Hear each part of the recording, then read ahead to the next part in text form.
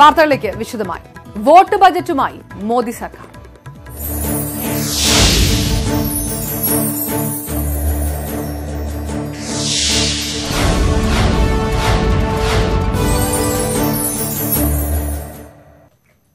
കർഷകരെയും ശമ്പളക്കാരെയും അസംഘടിത തൊഴിലാളികളെയും വാരിപ്പുണർന്ന് നരേന്ദ്രമോദി സർക്കാരിന്റെ അവസാന ബജറ്റ്. ആദായ നികുതി ഇളവിന്റെ പരിധി 5 ലക്ഷം രൂപയാക്കി. എല്ലാ ചെറുകിട കർഷകർക്കും വർഷം തോറും അക്കൌണ്ടിൽ 6000 രൂപ വീതം എത്തിക്കും. അസംഘടിത മേഖലയിലെ മുഴുവൻ തൊഴിലാളികൾക്കുമായി മാസം 3000 രൂപ പെൻഷൻ കിട്ടുന്ന പദ്ധതിയും കേന്ദ്ര ബജറ്റിൽ പ്രഖ്യാപിച്ചു. സമ്പൂർണ്ണ വോട്ട് ബജറ്റ് ഈ ഒറ്റ വാചകത്തിലായിരിക്കും നരേന്ദ്രമോദി സർക്കാരിന്റെ അവസാന budget അറിയപ്പെടുക. Individual taxpayers having taxable annual income up to rupees 5 lakhs will get full tax rebate.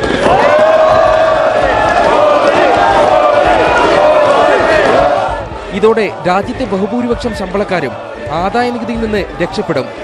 നിലവിൽ നികുതിയടക്കുന്ന 3 കോടി നികുതിദായകർക്ക് നേട്ടമാകുന്നതാണ് പ്രഖ്യാപനം. രാജ്യത്തെ 85.14% കർഷകർക്കും അക്കൗണ്ടിലേക്ക് വർഷം 6000 രൂപ വീതം Transferred directly into the bank accounts of beneficiary farmers in 3 equal installments of rupees 2000 each. This program will be funded 100% by the government of India. PM Kisan Samman നിധിയിൽ നിന്നുള്ള നേട്ടം 10 കോടി കർഷകർക്കാണ് ലഭിക്കുക. രാജ്യത്തെ 11 കോടി കർഷകരിൽ 10.2 കോടി കർഷകരും ഈ പരിധിയിൽ വരുന്നതാണ്. എല്ലാവർക്കും മാസം 6000 വീതം അക്കൗണ്ടിലെത്തും. രാജ്യത്തെ അസംഘടിത തൊഴിലാളികൾക്കെല്ലാം മാസം 3000 രൂപയുടെ mega pension. To launch a mega pension yojana, namely Pradhan Mantri Shram Yogi Man Dhan. This pension yojana shall provide them an assured monthly pension of rupees 3000 after they achieve the age of 60 years. PF പെൻഷനേക്കാൾ ഉയർന്ന തുകയാണ് അസംഘടിത മേഖലയിലെ പെൻഷനായ PM ശ്രംയോഗി മന്ത്രണിൽ പ്രഖ്യാപിച്ചിരിക്കുന്നത്. PFന്റെ കുറഞ്ഞ pension ഇപ്പോൾ 2000 രൂപ മാത്രം. നേട്ടം 10 കോടി തൊഴിലാളികൾക്കുണ്ടാകുമെന്നാണ് കണക്ക്. കഴിഞ്ഞ വർഷം പ്രഖ്യാപിച്ച സമഗ്ര ആരോഗ്യ ഇൻഷുറൻസ് പദ്ധതിക്ക് പിന്നാലെയാണ് ജനങ്ങളിലേക്ക് നേരിട്ടെത്തുന്ന 3 വൻകിട പദ്ധതികൾ കൂടി പ്രഖ്യാപിച്ചത്. ഈ ബജറ്റിന്റെ വലിയ നേട്ടം ഭവന നിർമ്മാണ മേഖലയിലാണ് പിന്നീടുണ്ടാകുന്നത്.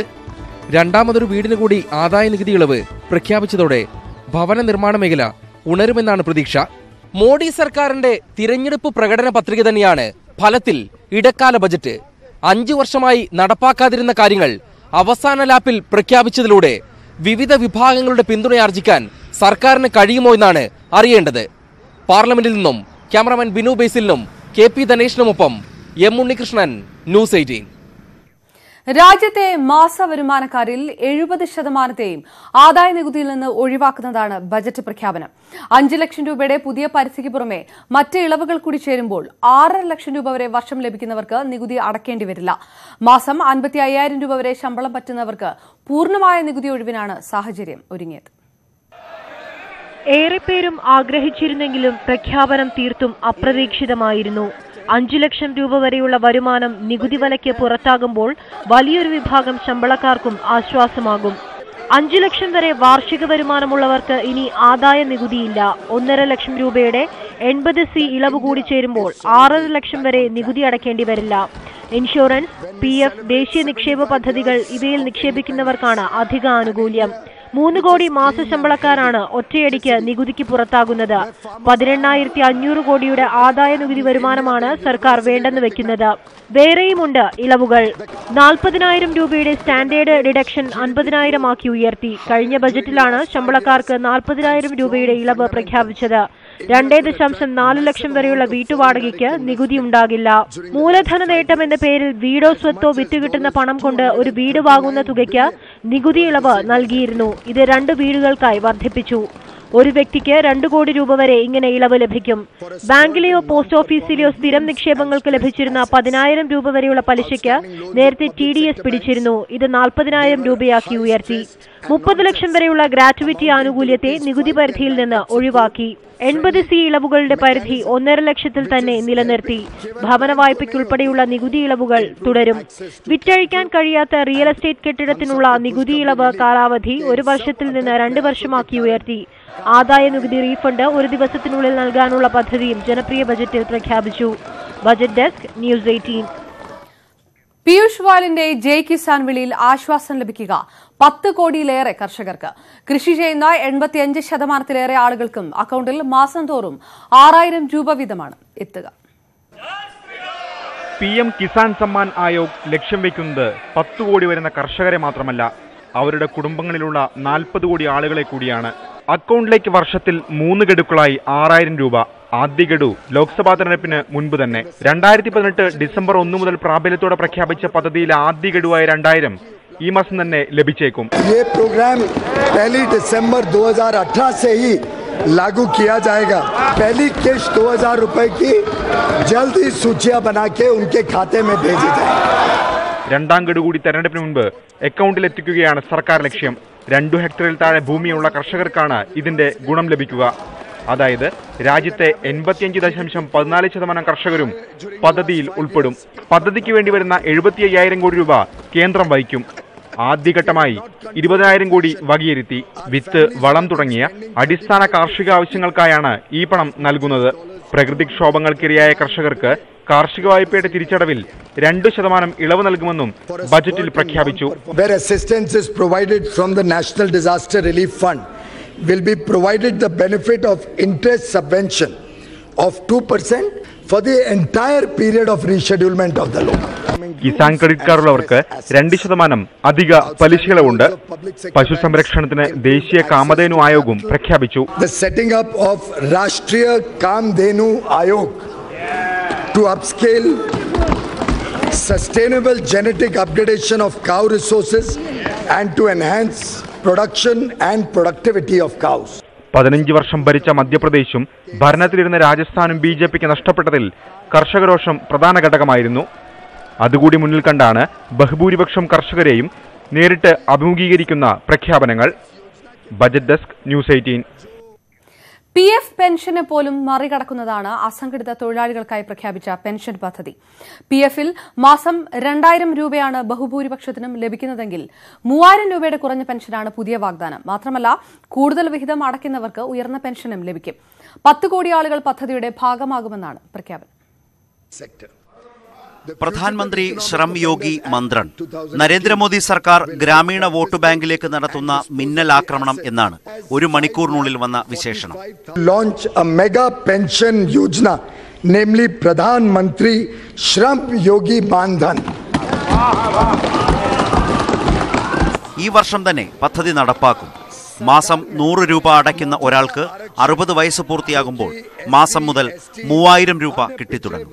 15,000 രൂപ വരെ കിട്ടുന്ന രീതിയിൽ ആവശ്യക്കാർക്ക് മാസത്തവണ ഉയർത്തി അടയ്ക്കാനും കഴിയും.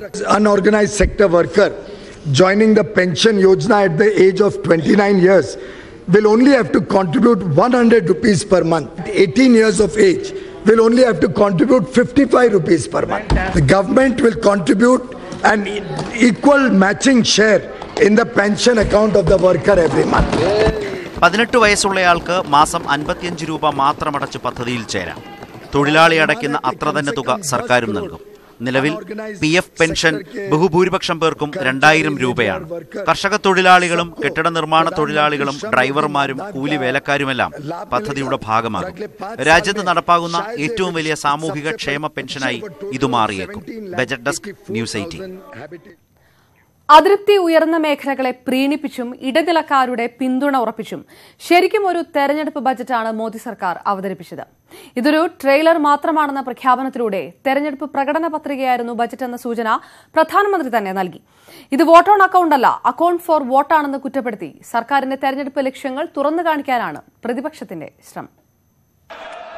BJPക്ക് എന്തായിരിക്കും ലോക്സഭാ തിരഞ്ഞെടുപ്പ് ഫലമെന്ന പ്രവചനങ്ങൾ അനുദിനം പുറത്തുവരുന്നതിനിടെയാണ് വോട്ടിൽ നോട്ടമിട്ടുള്ള ഇടക്കാല ബജറ്റ്. 3 നിയമസഭാ തിരഞ്ഞെടുപ്പുകളിൽ BJPയെ വീഴ്ത്തിയ കർഷകരോഷം ഭീഷണിയായി തലയ്ക്ക് മുകളിൽ. നോട്ട് അസാധുവാക്കൽ, ചരക്ക് സേവന നികുതി, തൊഴിലില്ലായ്മ എന്നിവയിൽ അതൃപ്തരായി നരേന്ദ്രമോദിക്കുള്ള പിന്തുണ പിൻവലിക്കുന്ന മധ്യവർഗം. ഈ സാഹചര്യത്തിലാണ് കേവല ഭൂരിപക്ഷത്തിനുള്ള സീറ്റുകളെങ്കിലും ഉറപ്പിക്കുകയെന്ന ലക്ഷ്യത്തോടെ ഇടക്കാല ബജറ്റിലെ ജനപ്രിയ പ്രഖ്യാപനങ്ങൾ, കർഷകർ, ഇടത്തരക്കാർ, അസംഘടിത മേഖലയിലെ തൊഴിലാളികൾ എന്നിവരുടെ പിന്തുണ, ഒപ്പം നേരത്തെ നടപ്പാക്കിയ സാമ്പത്തിക സംവരണത്തിലൂടെ മേൽജാതിക്കാരുടെ വോട്ടുകൾ, അങ്ങനെ കരകയറാമെന്നാണ് ബിജെപിയുടെ കണക്കുകൂട്ടൽ. इकोनॉमी को नई गति से लेकर न्यू इंडिया के निर्माण तक सबका ध्यान इस बजट में रखा गया है. അധികാരത്തിലെത്തിയാൽ പാവപ്പെട്ടവർക്ക് അടിസ്ഥാന വരുമാനം ഉറപ്പാക്കുമെന്ന പ്രഖ്യാപനത്തിന് രാഹുൽ ഗാന്ധി മൂർച്ച കൂട്ടുമ്പോഴാണ് മറുപടിയായി കർഷകർക്ക് സാമ്പത്തിക സഹായം നൽകാനുള്ള തീരുമാനം. 3.5 लाख करोड़ रुपए 15 लोगों का कर्जा माफ कर सकते हो और किसान को आप 17 रुपए देते हो, दिन के 17 रुपए. अपमान नहीं है तो क्या है? 5 വർഷം കർഷകരുടെ ജീവിതം തകർത്ത് ദിവസവും 17 രൂപ വീതം ഇനി നൽകുമെന്ന പ്രഖ്യാപനം അപമാനകരമെന്നാണ് കോൺഗ്രസ് അധ്യക്ഷൻ രാഹുൽ ഗാന്ധിയുടെ പ്രതികരണം. തൊഴിലില്ലായ്മ നിരക്ക് കുത്തനെ കൂടിയെന്ന സർവേ കണക്കുകൾക്കിടെയും തൊഴിലവസരങ്ങൾ സൃഷ്ടിക്കാൻ ബജറ്റിൽ ഒന്നുമില്ലെന്നും പ്രതിപക്ഷം ചൂണ്ടിക്കാണിക്കുന്നു. ന്യൂസ് 18 ഡൽഹി. ബജറ്റ് കർഷകർക്ക് ആശ്വാസം പകരുന്നതാണെന്ന് കേന്ദ്രമന്ത്രി അൽഫോൺസ് കണ്ണന്താനം പ്രതികരിച്ചു. എന്നാൽ വൻതോതിൽ ഇളവുകൾ പ്രഖ്യാപിച്ചെങ്കിലും ഇതിനായുള്ള വിഭവ സമാഹരണത്തിന് ബജറ്റിൽ ഒരു നിർദ്ദേശവുമില്ലെന്ന് കേരളത്തിൽ നിന്നുള്ള പ്രതിപക്ഷ എംപിമാർ ആരോപിച്ചു. നല്ല ഉഗ്രം ബഡ്ജറ്റാണ്. ഇന്ത്യൻ ചരിത്രത്തിൽ ഇത്രയും നല്ലൊരു ബഡ്ജറ്റ് ഉണ്ടായിട്ടില്ല. എല്ലാവർക്കും ഗുണം ഉണ്ടാകും. എല്ലാവർക്കും ഏറ്റവും നല്ല budget. really laboring as it were to produce a mountain and actually producing a molehill. ഗവൺമെന്റിന്റെ കനത്ത പരാജയമാണ് ഈ വാരിക്കോരി പ്രഖ്യാപനം കാണിക്കുന്നത്. ആത്മവിശ്വാസം ഇല്ലായ്മ കൊണ്ടാണ് ഇങ്ങനെ പറയേണ്ടി വരുന്നത്. അല്ലായിരുന്നെങ്കിൽ അവർക്ക് ചെയ്ത നേട്ടങ്ങൾ പറഞ്ഞാൽ മതിയായിരുന്നല്ലോ. തീരാൻ പോകുന്ന സമയത്ത് ഒരു ആളി കത്തലാണത്. അതോടുകൂടി തീരും. തങ്ങൾ ചെയ്ത തെറ്റിന്റെ ഒരു കുമ്പസാരം കൂടിയാണ്. ഒരു ശരിയായ ദിശാബോധത്തോടു കൂടിയോ വ്യക്തമായിട്ടുള്ള ഒരു രാഷ്ട്രബോധത്തോടു കൂടിയോ നടത്തിയിട്ടുള്ള ഒരു ബഡ്ജറ്റ് അല്ല ഇതാണ്. കർഷകരുടെ വരുമാനം ഇരട്ടിയാക്കുമെന്ന് പറഞ്ഞ് അവരെ കബളിപ്പിച്ചതുപോലെ ഈ ഗവൺമെന്റിന്റെ തുടക്കം മുതലുള്ള കബളിപ്പിക്കൽ തന്ത്രം, അവരുടെ ഇരുണ്ട മുഖം, ഈ തട്ടിപ്പ് മുഖം ഈ ബഡ്ജറ്റിലൂടെ പുറത്തുവിട്ടിരിക്കുന്നു. ഈ ബഡ്ജറ്റ് ഇലക്ഷൻ പ്രചാരവേലക്കുള്ള ചില ഗിമ്മിക്കുകൾ മാത്രമാണ്. വെന്റിലേറ്ററിൽ കിടക്കുന്ന ഒരു ഗവൺമെന്റിന് ഓക്സിജൻ വേണം മുന്നോട്ട് പോകാൻ. ആ ഓക്സിജൻ കിട്ടാൻ വേണ്ടിയുള്ള ചില പ്രഖ്യാപനങ്ങൾ നടത്തിയിരിക്കുന്നു. ഇലക്ട്രോണിക് വോട്ടിംഗ് യന്ത്രത്തിന്റെ സുതാര്യത ഉറപ്പുവരുത്തണമെന്ന് രാഹുൽ ഗാന്ധി. യന്ത്രത്തിന്റെ വിശ്വാസ്യതയിൽ സംശയമുണ്ട്. ഇക്കാര്യം ചൂണ്ടിക്കാണിച്ച് പ്രതിപക്ഷ പാർട്ടികൾ തിങ്കളാഴ്ച വൈകിട്ട് തെരഞ്ഞെടുപ്പ് കമ്മീഷനെ കാണും. വോട്ടിംഗ് യന്ത്രത്തിനെതിരായ ആരോപണങ്ങൾ ചർച്ച ചെയ്യാൻ ഡൽഹിയിൽ ചേർന്ന പ്രതിപക്ഷ നേതാക്കളുടെ യോഗത്തിന് ശേഷം സംസാരിക്കുകയായിരുന്നു Rahul Gandhi. The main issue with EVMs is that there is a doubt in the minds of many people in this country about the fairness of the EVM system, and so we want to create a backup system so that people can be certain about what is going on. It is about building the confidence of people in the electoral system, and yes, we are looking at that measure. ഘടകകക്ഷികളുടെ അധിക seat ആവശ്യം അംഗീകരിക്കേണ്ടതില്ലെന്ന നിലപാടിൽ കോൺഗ്രസ്.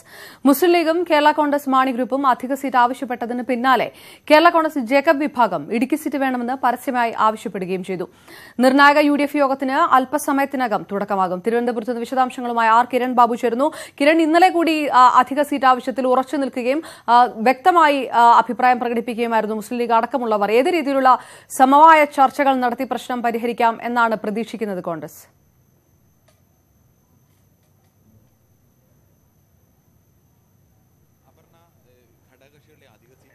അംഗീകരിക്കേണ്ടതില്ല എന്ന ഉറച്ച നിലപാടാണ് കോൺഗ്രസ്. ഈ യോഗം തുടങ്ങുന്നതിന് അല്പം മുമ്പ് തന്നെ കോൺഗ്രസിൻ്റെ പ്രധാന നേതാക്കളായ ഉമ്മൻചാണ്ടിയും രമേശ് ചെന്നിത്തലയും മുല്ലപ്പള്ളി രാമചന്ദ്രനും ചർച്ച നടത്തിയിരുന്നു. അവിടെ ആ ചർച്ചയുടെ ധാരണ മാത്രം നമുക്ക് അറിയാൻ കഴിഞ്ഞിട്ടില്ല. അതിന് ശേഷം അവർ നേരെ യോഗത്തിലേക്ക് കടക്കുകയായിരുന്നു. എന്നാൽ അവർ നേരത്തെ ചർച്ച നടത്തി ഉണ്ടാക്കിയ ധാരണ ഒരു കാരണവശാലും ഈ അധിക സീറ്റ് ആവശ്യം അംഗീകരിക്കേണ്ടതില്ല. പല ഘട്ടങ്ങളിലും നിയമസഭാ തെരഞ്ഞെടുപ്പുകളിൽ ഘടകകക്ഷികളുടെ ഇത്തരം ആവശ്യങ്ങളോട്, മന്ത്രിസ്ഥാനത്തിലടക്കം ഘടകകക്ഷികളുടെ ഇത്തരം ആവശ്യങ്ങളോട് കോൺഗ്രസ് മയപ്പെട്ട സമീപനമാണ് സ്വീകരിച്ചിട്ടുള്ളത്. രാജ്യസഭാ സീറ്റടക്കം വിട്ടുകൊടുത്തുകൊണ്ടാണ് കഴിഞ്ഞ തവണ KM മാണിയെ തിരിച്ച് UDFിലേക്ക് മടക്കി കൊണ്ടുവന്നത്. ഒരു കാരണവശാലും കോൺഗ്രസിന് ഒരു സീറ്റും വിട്ടുകൊടുക്കേണ്ടതില്ല എന്ന നിലപാടിലാണ് നിൽക്കുന്നത്. ഔദ്യോഗികമായി സീറ്റ് ആവശ്യപ്പെട്ടിട്ടുള്ളത് കേരള കോൺഗ്രസ് M മാത്രമാണ്. മുസ്ലിം ലീഗിലും ഇത്തരം ഒരു ആവശ്യമുണ്ട്. എന്നാൽ ഔദ്യോഗികമായി ഇങ്ങനെ ഒരു ആവശ്യം ലീഗ് ഉന്നയിച്ചിട്ടില്ല. പുറത്ത് ലീഗിൻ്റെ ചില പ്രധാന നേതാക്കളും അതോടൊപ്പം തന്നെ യൂത്ത് ലീഗ് ഉന്നയിച്ചിട്ടുണ്ട്. ഇന്ന് കേരള കോൺഗ്രസ് ജേക്കബ് വിഭാഗമാണ്. ജേക്കബ് വിഭാഗം ചെയർമാൻ ജോണി നെല്ലൂരാണ് ആവശ്യം ഉന്നയിച്ചിരിക്കുന്നത്. ജേക്കബ് വിഭാഗത്തിന് ഒരു സീറ്റ് അവകാശപ്പെട്ടതാണ്. ആ സീറ്റ് ലഭിക്കുമെന്നാണ് ഉറച്ച പ്രതീക്ഷയെന്നും അദ്ദേഹം പറഞ്ഞു. അങ്ങനെ എല്ലാ പാർട്ടികളും ഇപ്പോൾ സീറ്റ് ആവശ്യപ്പെട്ടിരിക്കുകയാണ്. ഈ പാർട്ടികളെല്ലാം ഒരു സമീപനം സമീപനം തന്നെ സ്വീകരിക്കാനാണ് കോൺഗ്രസ് പ്രധാനമായും തീരുമാനിച്ചിരിക്കുന്നത്. നിർണായക UDF യോഗം അല്പസമയത്തിനകം തുടങ്ങും. വിശദാംശങ്ങളാണ് കിരൺ ബാബു നൽകിയത്. മറ്റു വാർത്തകളിലേക്ക് വരാം ഇടവേളയ്ക്ക് ശേഷം. ഒരു പോലീസ് ഉദ്യോഗസ്ഥയ്ക്ക് ഭരണകക്ഷിയുടെ ഓഫീസിൽ റെയ്ഡ് നടത്താമെങ്കിൽ അത് നിയമവ്യവസ്ഥ നിലനിൽക്കുന്നതിന്റെ തെളിവാണെന്ന് ഹൈക്കോടതി. ചൈത്ര തെരേസ ജോണിനെതിരെ നടപടി സ്വീകരിക്കുന്നത് തടയണമെന്നാവശ്യപ്പെട്ട് സമർപ്പിച്ച ഹർജി പരിഗണിക്കവെയാണ് ഹൈക്കോടതിയുടെ പരാമർശം. ചൈത്രയ്ക്കെതിരെ സർക്കാർ നടപടി സ്വീകരിച്ചിട്ടില്ലെന്നും കേട്ടുകേൾവിയുടെ അടിസ്ഥാനത്തിൽ ഇടപെടാനാകില്ലെന്നും ഹൈക്കോടതി വ്യക്തമാക്കി. അപക്വമാണെന്ന ഹൈക്കോടതിയുടെ നിരീക്ഷണത്തിന്റെ അടിസ്ഥാനത്തിൽ ഹർജി പിൻവലിച്ചു. ഉദ്യോഗസ്ഥയ്ക്കെതിരെ നടപടികൾ എന്തെങ്കിലും ഉണ്ടെങ്കിൽ ഹർജിക്കാരന് വീണ്ടും സമീപിക്കാമെന്നും കോടതി പറഞ്ഞു. TP ചന്ദ്രശേഖരൻ വധക്കേസ് പ്രതി PK കുഞ്ഞനന്ദന്റെ യഥാർത്ഥ ആരോഗ്യ പ്രശ്നം എന്താണെന്ന് അറിയിക്കാൻ ഹൈക്കോടതിയുടെ നിർദ്ദേശം. കുഞ്ഞനന്ദന് ജയിലിൽ കഴിയുന്നതിന് തടസ്സം എന്താണെന്നും കോടതി ആരാഞ്ഞു. 7 വർഷത്തോളമായി കുഞ്ഞനന്ദൻ ജയിലിൽ കഴിയുകയാണെന്ന് അഭിഭാഷകൻ ചൂണ്ടിക്കാണിച്ചപ്പോൾ കൂടുതൽ ദിവസങ്ങളിലും ജയിലിന് പുറത്താണെന്നാണ് അറിഞ്ഞതെന്നും കോടതി നിരീക്ഷിച്ചു. കുഞ്ഞനന്ദന് ഗുരുതര ആരോഗ്യ പ്രശ്നങ്ങളുണ്ടെന്നും ഉടൻ ചികിത്സിക്കണമെന്നും സർക്കാർ കോടതിയിൽ അറിയിച്ചു. ചികിത്സയ്ക്കായി ശിക്ഷയിളവ് ആവശ്യപ്പെട്ട് കുഞ്ഞനന്ദൻ നൽകിയ ഹർജി ചൊവ്വാഴ്ചത്തേക്ക് മാറ്റി. ഭൂമി കയ്യേറ്റ കേസിലെ FIR റദ്ദാക്കണമെന്നാവശ്യപ്പെട്ട് മുൻ മന്ത്രി തോമസ് ചാണ്ടി ഹൈക്കോടതിയിൽ സമർപ്പിച്ച ഹർജികൾ പിൻവലിക്കുന്നു. തോമസ് ചാണ്ടിയും ബന്ധുക്കളും നൽകിയ 5 ഹർജികൾ പിൻവലിക്കുകയാണെന്ന് അഭിഭാഷകൻ കോടതിയെ അറിയിച്ചു. കേസിൽ തിങ്കളാഴ്ച വിധി പറയാനിരിക്കെയാണ് തോമസ് ചാണ്ടിയുടെ നാടകീയ പിന്മാറ്റം. തോമസ് ചാണ്ടിയുടെ ഉടമസ്ഥയിലുള്ള ലേക്ക് പാലസ് റിസോർട്ടിന്റെ ഭൂമി കയ്യേറ്റവുമായി ബന്ധപ്പെട്ട് കോട്ടയം വിജിലൻസ് കോടതിയിൽ സമർപ്പിച്ച FIR റദ്ദാക്കണമെന്നായിരുന്നു ആവശ്യം. തോമസ് ചാണ്ടിയും വാട്ടർ വേൾഡ് ടൂറിസം കമ്പനിയുമാണ് ഹർജിയുമായി ഹൈക്കോടതിയിലെത്തിയത്. ഹർജിയിലെ വാദത്തിനിടയിൽ തോമസ് ചാണ്ടിയുടെ കമ്പനി ഭൂമി കയ്യേറിയെന്ന ആലപ്പുഴ ജില്ലാ കളക്ടറുടെ റിപ്പോർട്ട് സർക്കാരും ശരിവച്ചിരുന്നു. അന്തിമവാദം പൂർത്തിയായ കേസിൽ ജസ്റ്റിസ് സുധീന്ദ്രകുമാർ തിങ്കളാഴ്ച വിധി പറഞ്ഞേക്കുമെന്ന് സൂചനയുണ്ടായിരുന്നു. ഇതിനിടയിലാണ് പിന്മാറ്റം. കേസ് തുടരാൻ താൽപര്യമില്ലെന്ന് തോമസ് ചാണ്ടിയുടെ അഭിഭാഷകൻ കോടതിയെ അറിയിച്ചു. തിങ്കളാഴ്ച പിൻവലിക്കൽ അപേക്ഷ സമർപ്പിക്കാൻ ജസ്റ്റിസ് സുധീന്ദ്രകുമാർ നിർദ്ദേശിച്ചു. തോമസ് ചാണ്ടിയെ ഒന്നാം പ്രതിയാക്കി കോട്ടയം വിജിലൻസ് കോടതിയിൽ സമർപ്പിച്ച FIRൽ 22 പ്രതികളാണുള്ളത്. ആലപ്പുഴ മുൻ collector K Venugopal, sub collector Saurabh Jain അടക്കം 2 മുതൽ 15 വരെയുള്ള പ്രതികൾ ഉദ്യോഗസ്ഥരാണ്. ഔദ്യോഗിക പദവി ദുരുപയോഗം ചെയ്യൽ, ഗൂഢാലോചന, പൊതുമുതൽ അപഹരിക്കൽ, അഴിമതി നിരോധന നിയമ ലംഘനം, തണ്ണീർത്തട സംരക്ഷണ നിയമത്തിന്റെ ലംഘനം അടക്കമുള്ള കുറ്റങ്ങളാണ് FIRലുള്ളത്. തെറ്റായ റിപ്പോർട്ടിന്റെ അടിസ്ഥാനത്തിലാണ് തനിക്കെതിരായ കേസെന്നായിരുന്നു തോമസ് ചാണ്ടി അടക്കമുള്ളവരുടെ വാദം. ഭൂമി കയ്യേറിയെന്ന് സർക്കാർ അടക്കം കോടതിയിൽ സമ്മതിച്ചതോടെ കേസിൽ വിധി പ്രതികൂലമായേക്കുമെന്ന സൂചനകൾക്കിടയിലാണ് തോമസ് ചാണ്ടി കേസ് പിൻവലിക്കുന്നത്. ന്യൂസ് 18 കൊച്ചി. മകരവിളക്ക് തെളിയിക്കാനുള്ള അവകാശം മലയരയ വിഭാഗത്തിന് നൽകണമെന്ന് BJP MLA ഒ രാജഗോപാൽ നിയമസഭയിൽ. മകരവിളക്ക് തെളിയിക്കാനുള്ള അവകാശം മലയരയർക്ക് നൽകുന്നതിൽ ഉചിതമായ തീരുമാനമെടുക്കുമെന്ന് മന്ത്രി കടകംപള്ളി സുരേന്ദ്രൻ മറുപടി നൽകി. മകരവിളക്ക് തെളിക്കുന്നതാണെന്ന് തുറന്നു പറഞ്ഞ രാജഗോപാലിന്റെ ശ്രദ്ധ ക്ഷണിക്കൽ ചരിത്രപരമാണെന്ന് സ്പീക്കർ P. ശ്രീരാമകൃഷ്ണൻ പറഞ്ഞു. മകരവിളക്ക് ദിവസം പരമ്പരാഗതമായി പൊന്നമ്പലമേട്ടിൽ മകരവിളക്ക് തെളിയിക്കുന്നത് മലയരയരാണ്. അവരുടെ അവകാശമാണത്. എന്നാൽ കഴിഞ്ഞ കുറെ വർഷങ്ങളായി സർക്കാർ ഉദ്യോഗസ്ഥരാണ് ഇത് ചെയ്യുന്നത്. ഇത് അവസാനിപ്പിച്ച് മലയരയരുടെ അവകാശം പുനഃസ്ഥാപിക്കണമെന്ന് ഒ രാജഗോപാൽ. ശബരിമലയിലെ മകരവിളക്ക് എന്നുള്ളതായ ഒരു ഉത്സവ പരിപാടിയുണ്ട്. ആ പരിപാടി ഒരു ചടങ്ങ്, അതിൻ്റെ പ്രധാനപ്പെട്ട ഒരു ചടങ്ങായിട്ടുള്ളത് വിളക്ക് തെളിയിക്കുക എന്നുള്ള കാര്യമാണ്. അതിനെപ്പറ്റി സങ്കല്പങ്ങൾ പലർക്കും പലതും ഉണ്ടാവായിരിക്കും. നടക്കുന്ന കാര്യം അത് ചില ആൾക്കാർ കൊളുത്തുന്നു എന്നുള്ളത് അത് വസ്തുതയാണ്. സത്യമായിട്ട് നമ്മൾ കണ്ടുകൊണ്ട് നമ്മൾ വിലയിരുത്താൻ തയ്യാറാവും. മലയരയർക്കാണ് വിളക്ക് തെളിയിക്കാനുള്ള അവകാശമെന്ന് ഹൈക്കോടതി വ്യക്തമാക്കിയിട്ടുണ്ടെന്നും ഉചിതമായ തീരുമാനമെടുക്കുമെന്നും ദേവസ്വം മന്ത്രി. മകരവിളക്ക് തെളിയിക്കൽ കർമ്മമടക്കമുള്ള ചടങ്ങുകൾ നിർവഹിക്കുന്ന കാര്യത്തിൽ മലയരയ വിഭാഗത്തിന്റെ പ്രാതിനിധ്യം സംബന്ധിച്ച് ഉചിതമായ തീരുമാനം ഗവൺമെന്റ് കൈക്കൊള്ളുന്നു. വിളക്ക് കത്തിക്കലാണെന്ന് തുറന്നു പറഞ്ഞ ഒ രാജഗോപാലിനെ സ്പീക്കർ അഭിനന്ദിച്ചു. ഈ ശബരിമലയിൽ തെളിയിക്കുന്ന മകരവിളക്കിന്റെ ദർശനത്തിന് വേണ്ടി തിക്കും തിരക്കും പെട്ട ആളുകൾ മരിച്ചുകൊണ്ടിരിക്കുന്ന ഒരു സാഹചര്യത്തിൽ ഇതിന്റെ സത്യാവസ്ഥ പുറത്തുകൊണ്ടുവരണമെന്ന് സുഗതകുമാരി ഉൾപ്പെടെയുള്ള ആളുകൾ നേരത്തെ ആവശ്യപ്പെട്ടിരുന്നു. സത്യാവസ്ഥ പലരും എഴുതുകയും ചെയ്തിട്ടുണ്ട്. അതുകൊണ്ട് ചരിത്രപരമായ ഒരു നാഴികക്കല്ല് തന്നെയാണ്. അതിന് അദ്ദേഹത്തെ എടുത്ത മുൻകൈനെ അഭിനന്ദിക്കുകയാണ്. സർക്കാർ നിലപാടിനെ മലയരയ സഭ സ്വാഗതം ചെയ്തു. ഈ ശ്രദ്ധ ക്ഷണിക്കലിന് ഞങ്ങൾ വളരെ പ്രതീക്ഷയോട് കൂടിയാണ് നോക്കിക്കാണുന്നത്. ഗവൺമെന്റ് നിയമസഭയിൽ മകരവിളക്ക് തെളിക്കുന്നതാണെന്ന് നിയമസഭയിൽ പറഞ്ഞിരിക്കുകയാണ്. ഇത് മനുഷ്യനിർമ്മിതമാണ് എന്നുകൂടെ ചരിത്രരേഖയിലായിരിക്കുകയാണ്. അതിനെ വളരെ ചരിത്രപരമായ ഒരു നീക്കമായിട്ടാണ് ഞങ്ങൾ ഇതിനെ നോക്കിക്കാണുന്നത്. ന്യൂസ് 18 തിരുവനന്തപുരം. സർക്കാരുമായി നടത്തിയ ചർച്ച പരാജയപ്പെട്ടതോടെ എൻഡോസൾഫാൻ ദുരിതബാധിതരുടെ പട്ടിണി സമരം തുടരും. ദുരിതബാധിതരുടെ പട്ടിക സംബന്ധിച്ച തർക്കമാണ് ചർച്ച പരാജയപ്പെടാൻ കാരണം. ഞായറാഴ്ച മുഖ്യമന്ത്രിയുടെ വസതിയിലേക്ക് സമരസമിതി സങ്കടജാഥ നടത്തും. 2017 ഏപ്രിലിൽ കാസർഗോഡ് നടന്ന മെഡിക്കൽ ക്യാമ്പിൽ പങ്കെടുത്തവരിൽ നിന്നാണ് ദുരിതബാധിതരുടെ പട്ടിക തയ്യാറാക്കിയത്. ഇതിൽ 1905 പേരുടെ പട്ടിക അംഗീകരിക്കണമെന്നാണ് സമരക്കാരുടെ ആവശ്യം. ഈ പട്ടികയിൽ വീണ്ടും പരിശോധനയ്ക്ക് തയ്യാറാണെന്നും പട്ടിക അതേപടി അംഗീകരിക്കാനാകില്ലെന്നും സർക്കാർ നിലപാടെടുത്തു. ഇതോടെയാണ് റവന്യൂ മന്ത്രിയും ആരോഗ്യമന്ത്രിയുമായി നടത്തിയ ചർച്ച അലസിപ്പിരിഞ്ഞത്. ശക്തമായ സമരമായി മുന്നോട്ട് പോവുക തന്നെ ചെയ്യും. ശക്തം എന്ന് പറഞ്ഞാൽ ഞങ്ങൾക്ക് മറ്റ് വലിയ ഇതൊന്നും നടത്താൻ പറ്റില്ല. രാപ്പകൽ സമരവും അതോടൊപ്പം ഈ ഞങ്ങളുടെ 5-ാം ദിവസം പിന്നിടുമ്പോൾ ഞായറാഴ്ച ഞങ്ങൾ മുഖ്യമന്ത്രിയുടെ വീട്ടിലേക്ക് ഒരു സങ്കട യാത്ര. കാരണം ഞങ്ങൾക്ക് അങ്ങനെ ചെയ്യാൻ പറ്റൂ. കാരണം ഇവരൊക്കെ വേദനിക്കുന്നവരാണ്. ഈ കുട്ടികളെയും കൊണ്ട് മറ്റൊന്നും ഞങ്ങൾക്ക് ചെയ്യാനാവില്ല. ഒന്നൊഴികെ സമരക്കാരുടെ മുഴുവൻ ആവശ്യങ്ങളും അംഗീകരിച്ചെന്നും പട്ടിക വിപുലീകരിക്കാൻ തയ്യാറാണെന്നും വ്യക്തമാക്കിയ സർക്കാർ സമരത്തിൽ നിന്ന് പിന്മാറണമെന്ന് ആവശ്യപ്പെട്ടു. ആദ്യം തന്ന ലിസ്റ്റിൽ മാനദണ്ഡങ്ങൾക്കനുസരിച്ച് പരിശോധിച്ചാണ് തയ്യാറാക്കിയിരിക്കുന്ന ലിസ്റ്റ്. അതിൽ അവർക്ക് ആക്ഷേപമുള്ള സാഹചര്യത്തിൽ 1905 ഒരിക്കൽ പുനഃപരിശോധന നടത്തി ഇനി വീണ്ടും വേണമെങ്കിൽ പുനഃപരിശോധനക്ക് തയ്യാറാണ് എന്ന് നമ്മൾ പറഞ്ഞിരിക്കുകയാണ്. എൻഡോസൾഫാൻ ദുരിതബാധിതരെ സർക്കാർ അവഗണിക്കുന്നുവെന്നാരോപിച്ച് പ്രതിപക്ഷം സഭയിൽ നിന്ന് ഇറങ്ങിപ്പോയി. എന്നെ നെല്ലിക്കുന്നാണ് ദുരിതബാധിതരുടെ സമരം സഭയിൽ ഉന്നയിച്ചത്. സമരം അവസാനിപ്പിക്കാൻ മുഖ്യമന്ത്രി ഇടപെടണമെന്ന് പ്രതിപക്ഷ നേതാവ് ആവശ്യപ്പെട്ടു. സമരം പരാജയപ്പെട്ടതോടെ ദുരിതബാധിതരുടെ അമ്മമാരുടെ പട്ടിണി സമരവും സാമൂഹ്യ പ്രവർത്തക ദയാബായിയുടെ അനിശ്ചിതകാല നിരാഹാര സമരവും തുടരുകയാണ്. ന്യൂസ് 18 തിരുവനന്തപുരം.